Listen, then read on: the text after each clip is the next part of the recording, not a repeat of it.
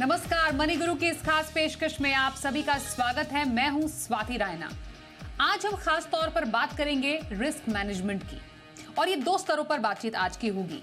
एक रिस्क जो निवेशकों से जुड़ा हुआ है, दूसरा रिस्क जो आपके फाइनेंशियल प्लानिंग से जुड़ा हुआ है। मतलब निवेशक अपने रिस्क को कैसे पहचाने और फिर जो वो निवेश कर रहे हैं उसमें होने वाले रिस्क को कैसे पहचानने की जरूरत है। इस पर खास चर्चा आज हम करने वाले हैं, और इन रिस्क को आप फिक्स कैसे कर सकते हैं इस पर रहेगी खास बात। आज हमारे साथ हैं फिनफिक्स की फाउंडर प्रबलीन बाजपेयी और साथ ही कंप्लीट सर्कल कंसल्टेंट के वेस्ट जोन के हेड विकास पुरी हमारे साथ हैं। प्रबलीन और विकास, आप दोनों का बहुत स्वागत करते हैं मनी गुरु के आज के इस खास कार्यक्रम में। क्योंकि रिस्क पर आज हमारी चर्चा होने वाली है, इसलिए सबसे पहले समझना जरूरी है कि रिस्क होता क्या है। प्रबलीन, मैं आपसे समझो अगर कि हम रिस्क और जोखिम की बात तो करते हैं, लेकिन ये एक बहुत आसान तरीके से समझने वाला शब्द नहीं है, क्योंकि फाइनेंशियल टर्म्स में रिस्क के कई मायने हो सकते हैं। इसलिए समझना जरूरी है कि रिस्क को कैसे समझें।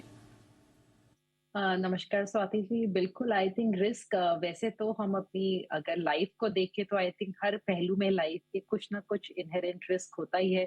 चाहे वो गाड़ी चलाना हो, चाहे एक बिजनेस खोलना हो, इवन किचन में काम करने के अपने रिस्क होते हैं। और अगर हम इन्वेस्टमेंट्स की बात करें तो इन्वेस्टमेंट्स अपने डेफिनेटली कुछ रिस्क साथ लेके आती हैं। और इन्वेस्टिंग के पर्सपेक्टिव से जब हम रिस्क की बात करते हैं तो हम तीन चीजों पे गौर करते हैं कि क्या हमारा कुछ वहां लॉस हो सकता है, कितना अनसर्टन रहेगा हमारा आउटकम उस इन्वेस्टमेंट का, और क्या कोई जो इस टाइप का वहां पे ऊपर नीचे अगर उतार चढ़ाव आएंगे, क्या वो उनके फाइनेंशियल गोल्स को पहुंचने में कल को कोई रुकावट बन सकते हैं। सो जो इन्वेस्टिंग से रिलेटेड रिस्क हैं वो निवेशक के पॉइंट ऑफ व्यू से समझना ज्यादा जरूरी हो जाता है। एंड हम देखते हैं कि फाइनेंस में जब हम रिस्क बोलते हैं कि हमारी एक इन्वेस्टमेंट में कुछ रिस्क इन्वॉल्व है, हम उसके साथ साथ एक दूसरा पहलू, जो सिक्के के दो पहलू हैं, रिस्क और रिटर्न, यानी कि जब हम किसी एसेट क्लास की बात कर रहे हैं, इन्वेस्टमेंट प्रोडक्ट की बात कर रहे हैं, तो उसके साथ कुछ रिस्क जुड़ा हुआ होगा और रिटर्न जुड़ा हुआ होगा। और सामान्य अगर शब्दों में समझे तो हमारी अपेक्षा होती है कि जैसे जैसे हम थोड़ा ज्यादा रिस्क उठाएं किसी इन्वेस्टमेंट में या किसी भी कार्य में एक्चुअली जीवन में, तो हमें उससे जो रिटर्न मिल रहा है वो भी ज्यादा हो। यानी कि higher the risk higher the return. And risk और रिटर्न की दोनों चीजों को जो बैलेंस आउट करके निवेशकों को समझना जरूरी है कि किस लेवल ऑफ रिस्क के साथ वो कंफर्टेबल है और किस लेवल ऑफ रिस्क को लेते हुए वो अपने फाइनेंशियल गोल्स को अचीव कर सकते हैं, पर अपनी रात की नींद भी ना गवाएं। तो इस जो एक पर्सनल पॉइंट ऑफ व्यू से, जो एक बिल्कुल एक एवरी इन्वेस्टर विल हैव उनका एक अपना कंफर्ट होगा एक सर्टेन लेवल के रिस्क के साथ, बट ब्रॉडली एक अनसर्टेनिटी है जो किसी भी इन्वेस्टमेंट के साथ जुड़ी रहती है। बिल्कुल, तो हमने समझा रिस्क क्या होता है। अब इस रिस्क को निवेशक के साथ जोड़ें विकास अगर, तो जो एक निवेशक का जो एक रिस्क होता है उसको वो कैसे पहचान सकता है कि उनमें कितनी रिस्क लेने की क्षमता है, कैपेसिटी है, वो किन फैक्टर्स पर डिपेंड करती है। धन्यवाद स्वाति। स्वाति, हर एक इंडिविजुअल और हर एक इन्वेस्टर का अपना एक रिस्क एपिटाइट होता है, विच मीन्स के मैं ये बहुत बार बोलता हूँ कि जरूरी नहीं है कि अगर कोई 70 साल के बुजुर्ग है और उनकी रिस्क एपिटाइट बहुत कम होगी, यदि उनकी फैमिली बैकग्राउंड बहुत अच्छी है, वो अच्छे बिजनेस हाउस से आते हैं या बहुत बड़ी किसी सीनियर पोजीशन से रिटायर हुए और बहुत बड़ा कॉर्पस है उनके पास में, तो शायद, और उनके ऊपर कोई लाइबिलिटी नहीं है, उनकी अगली जनरेशन सॉर्टेड आउट है, तो शायद उनकी रिस्क कैपेबिलिटी बहुत हाई हो सकती है बनिस्बत एक एक न्यू इन्वेस्टर, एक यंग इन्वेस्टर जिन्होंने जॉब अपना 5-7 साल ही किया है, शुरू किया है, और उनकी फैमिली जो है उनके ऊपर डिपेंडेंट है। यहाँ पे फिर एज का कोई मायने नहीं रहता है कि वो यंग है तो इसलिए उनकी रिस्क एपिटाइट बहुत अधिक है। यदि उनके ऊपर डिपेंडेंसी बहुत हाई है बाकी उनके फैमिली मेंबर्स की, वो अकेले ब्रेड विनर है, तो उनकी रिस्क एपिटाइट कम होगी। तो हर एक इंडिविजुअल इन्वेस्टर की रिस्क एपिटाइट बेसिकली 3 से 4 पैरामीटर पे बैठती है कि उनकी कैश फ्लोज किस तरीके से है, उनके पास अवधि कितनी है, कि यदि वो जो निवेश कर रहे हैं, क्या बाजार में एकदम से उतार आ गया कुछ या गड़बड़ी हो गई बाजार में, तो क्या वो उसमें बने रह सकते हैं या उनके पैसे की जरूरत उनको अगले 1-1.5 साल में आ जाएगी, तो टाइम होराइजन ज्यादा नहीं है, तो रिस्क एपिटाइट हम ये नहीं बोल सकते कि उनकी अधिक है। टाइम होराइजन और liquidity is also very important. Return तो है ही कि भई वो हाई रिस्क रहेगा तो हाई रिटर्न की एक्सपेक्टेशन कर सकते हैं और वाइस वर्सा। देन टैक्सेशन और इन्फ्लेशन, तो ये इन्फ्लेशन रिस्क हो गया, टैक्सेशन हो गया कि किस तरीके से उनका टैक्सेशन या टैक्स प्लानिंग की है उनके पोर्टफोलियो की। तो ये 4-5 जो मापदंड हैं, इन सबको जब आप एक साथ लेके चलते हैं, तो आप डिफाइन कर सकते हैं कि किसी भी इंडिविजुअल की जो फैमिली बैकग्राउंड है और जो उनके इनकम्स हैं, जो उनका अवधि है, वो सबको देखते हुए क्या वो किसी वजह से मार्केट में अगर अनसर्टेनिटी आ गई, चाहे वो डेट साइड पे इंटरेस्ट रेट अनसर्टेनिटी है या ग्लोबल अनसर्टेनिटी है या इक्विटी मार्केट्स को लेके अनसर्टेनिटी है, तो उनके पोर्टफोलियो में जो भी एसेट क्लास है, यदि वहां इमीडिएटली कोई वॉलेटिलिटी आती है, तो क्या वो उस वॉलेटिलिटी को झेल सकते हैं? यही रिस्क एपिटाइट है। चाहे वो एसेट क्लास कुछ भी हो सकती है, वो रियल एस्टेट हो सकती है, गोल्ड हो सकती है, इक्विटीज हो सकता है, डेट हो सकता है। बट वोलेटिलिटी उस पर्टिकुलर एसेट क्लास की यदि उनके पास समय है और वो झेल सकते हैं और एक बहुत बड़ा स्विंग आता है मार्केट में रिटर्न को लेके, यदि वो उसको सहन कर सकते हैं तो हम ये बोलेंगे उनकी रिस्क एपिटाइट हाई है। और यदि वो नहीं कर सकते तो फिर इनकी रिस्क एपिटाइट लो है और उसके बेसिस पे ही पोर्टफोलियो को डिजाइन करना चाहिए। बिल्कुल।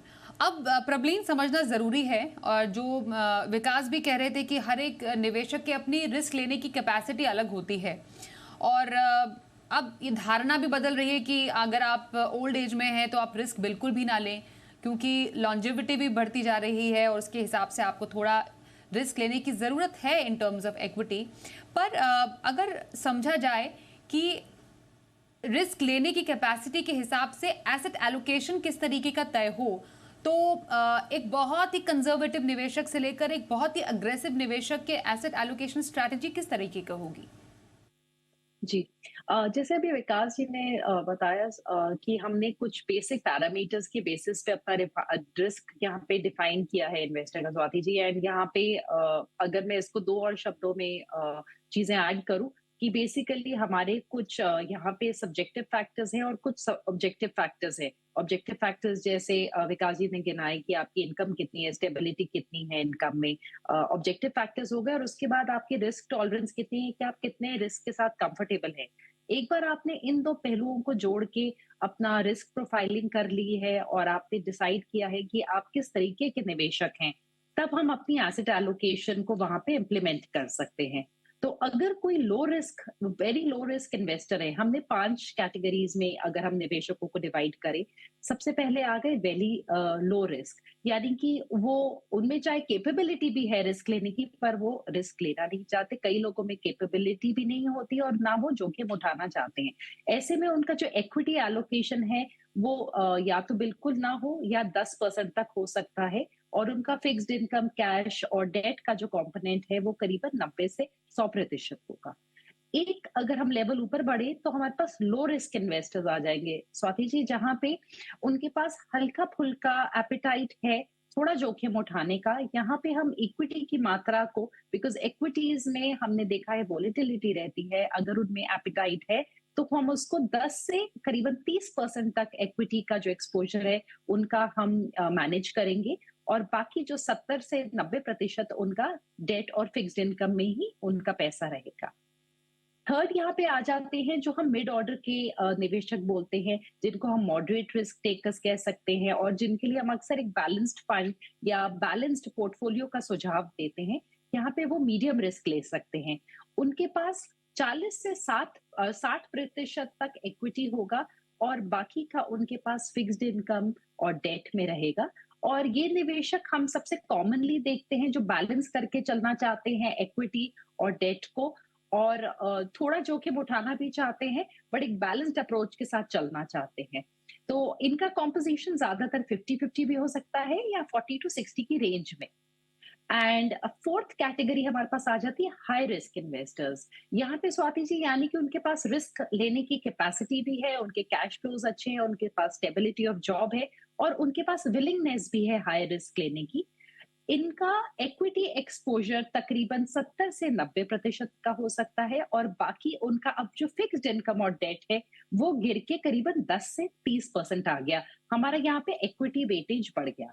और जो हाईएस्ट रिस्क टेकर्स हैं, जो वेरी हाई रिस्क की हम कैटेगरी में डालते हैं, वो निवेशक हो गए जो करीबन 90 से 100% तक भी इक्विटी जैसे इन्वेस्टमेंट्स में अपना पैसा रख सकते हैं और उनको फिक्स्ड इनकम में ना मात्र रखने की जरूरत है या फिर 0 to 10% की रेंज में ही वो अपना पैसा इट्स सेफर ऑप्शंस में रखते हैं।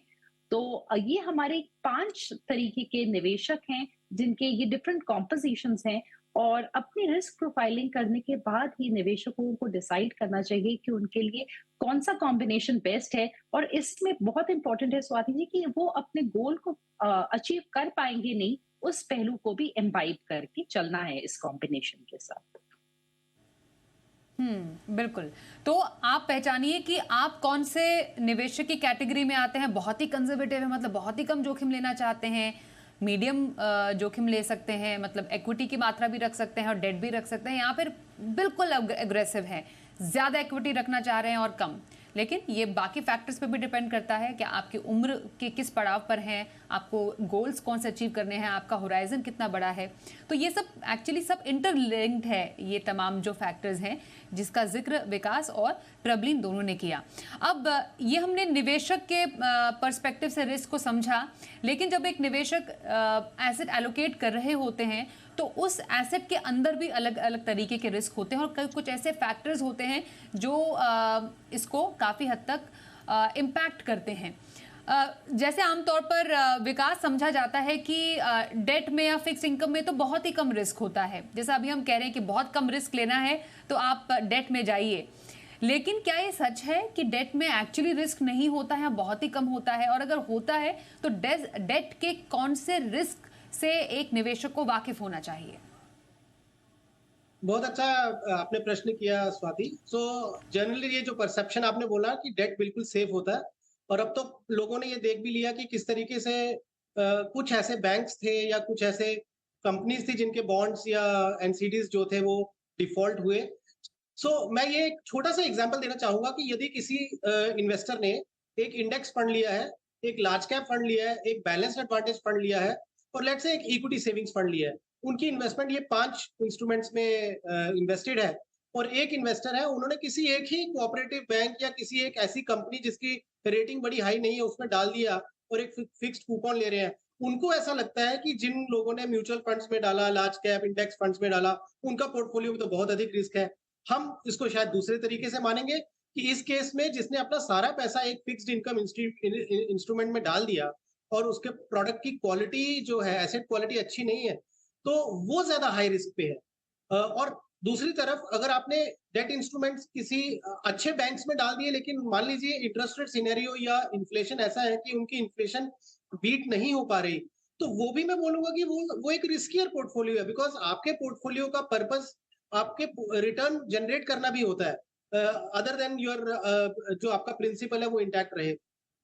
सो फिक्स्ड इनकम जो है आपका, एक तो फर्स्ट ऑफ ऑल आपका अंडरलाइंग एसेट्स क्या है या क्वालिटी क्या है वो बहुत जरूरी है। आप 1% या 2% एक्स्ट्रा के चक्कर में अगर लो रेटेड पेपर्स में चले गए या ऐसी कंपनीज में आपने अपने इन्वेस्टमेंट कर दिए, ऐसे बॉन्ड्स में कर दिए जिन कंपनीज की बैलेंस शीट स्ट्रांग नहीं है, उनकी अर्निंग ग्रोथ अच्छी नहीं है, तो आप बहुत हद तक चांसेस है कि पूरा का पूरा प्रिंसिपल उड़ने के चांसेस है। बिकॉज इक्विटी मार्केट में, म्यूचुअल फंड्स में आपका ज्यादा रिस्क, मैं ये मानता हूँ कि अगर पोर्टफोलियो आपका क्वालिटी है तो उसमें टाइम रिस्क है, विच मीन्स कि आज मार्केट नीचे गई, आज कुछ स्टॉक्स के भाव नीचे चले गए, जब समय परिस्थितियां बदलेंगी तो वो रिवर्स भी हो जाएगा, आपको एक पॉजिटिव रिटर्न दे देगा। लेकिन अनफॉर्चुनेटली डेट साइड में यदि बैलेंस शीट खराब हो गई, कंपनी के फाइनेंशियल्स खराब हो गई और कंपनी ने कहीं डिफॉल्ट कर दिया, तो रिटर्न छोड़िए प्रिंसिपल भी वापस मिलना मुश्किल हो जाता है। तो आपके क्वेश्चन जो आपने किया था उसका आंसर मैं यही बोलूंगा कि फिक्स्ड इनकम भी बहुत रिस्की होता है, बिकॉज उसमें भी प्रिंसिपल जाने के पूरे चांसेस रहते हैं। बिल्कुल। तो ये मत समझिए कि आपने डेट में या फिक्स इनकम में निवेश कर लिया तो आपकी लाइफ एकदम रिस्क फ्री हो गई। अलग अलग तरीके के रिस्क हैं जिसको आपको ध्यान में रखने की ज़रूरत है, जिसमें क्रेडिट रिस्क भी शामिल है जो विकास ने भी बताया, आपका प्रिंसिपल जाने का खतरा भी होता है, इंटरेस्ट रेट रिस्क है वो भी एक बड़ी समस्या है, इन्फ्लेशन रिस्क तो है ही, तो माफ़ कीजिए लिक्विडिटी रिस्क तो है ही। ये कुछ ऐसी चीज़ें हैं जिसको ध्यान में रखने की ज़रूरत है। वक्त एक ब्रेक का हो गया है, ब्रेक के बाद भी इस चर्चा को जारी रखेंगे और अलग अलग तरीके के रिस्क से आप बचे कैसे, इस पर चर्चा रहेगी थोड़ी देर में।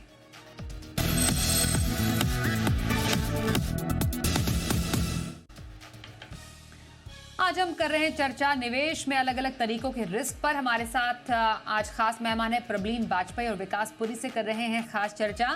प्रबलीन, एक और रिस्क जिससे एक निवेशक को बार बार लगातार दो चार होना पड़ता है, और ये एक ऐसा रिस्क है जिसको अगर आपने फैक्टर इन नहीं किया तो आप वो नहीं कमा पाएंगे जिसकी आस आप लगाए बैठे थे, और वो है इन्फ्लेशन रिस्क।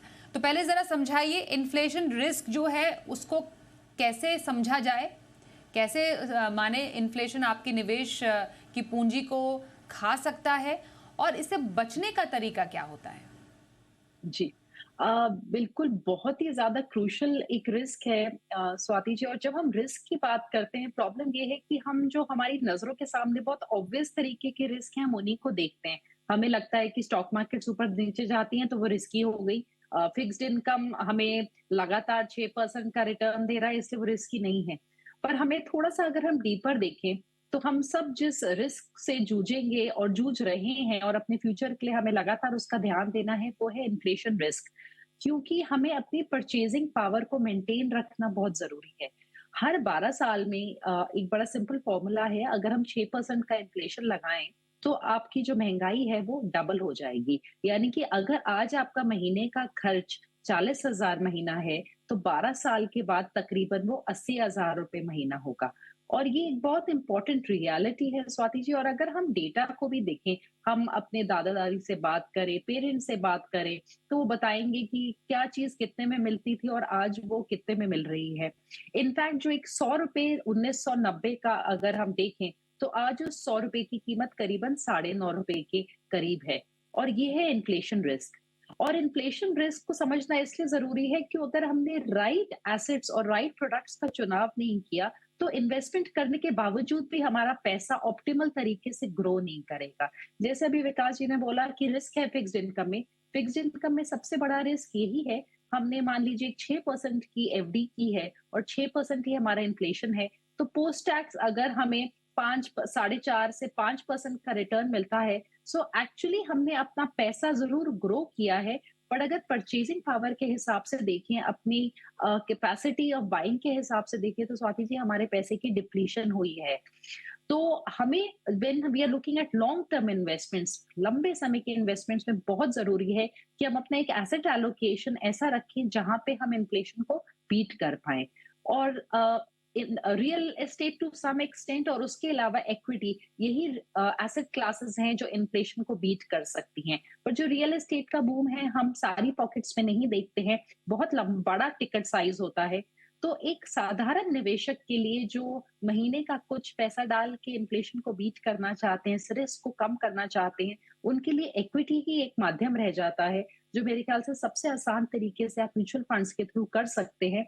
क्योंकि वही है जहाँ पे आप, अगर हम निफ्टी के 5 साल 10 साल के रिटर्न देखें, तो सिंपल 11 से 12% के रिटर्न आपको मिल सकते हैं। पोस्ट टैक्स भी आप इन्फ्लेशन के ओवर एंड अबव कमा रहे होंगे। इसलिए ये हमारी रोजमर्रा की जिंदगी का, और आई थिंक सबसे बड़ा चैलेंज है किसी भी निवेशक के लिए, कि वो इन्फ्लेशन रिस्क से बचें। और ये सिर्फ राइट एसेट एलोकेशन और अपनी इक्विटी एक्सपोजर का रखने से ही वो बीट कर सकते हैं। बिल्कुल। तो इन्फ्लेशन रिस्क, इसको दूर रखने की ज़रूरत है, और निवेश वहीं पर करना बेहतर रहता है जहां पर जो पोस्ट इन्फ्लेशन आपको बेहतर पैसा मिले। इसको ध्यान में ज़रूर रखिए और वो पोर्शन अपने पोर्टफोलियो में ज़रूर ऐड कीजिए।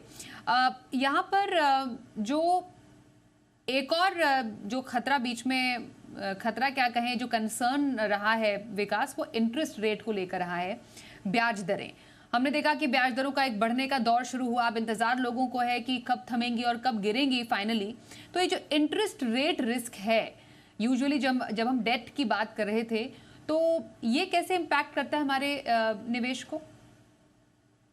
स्वाति, जो इंटरेस्ट रेट हाइक की वजह से जनरली जो म्यूचुअल फंड में हम डेट फंड्स की बात करते हैं, तो वो इन्वर्सली उसको रिएक्ट करते हैं। बट मैं इसको बहुत सिंप्लीफाई तरीके से निवेशकों को बताना चाहूंगा कि मान लीजिए 2020 में जब कोविड हुआ और इंटरेस्ट रेट बहुत नीचे आ गए, तो एफडीज 5% पे थी।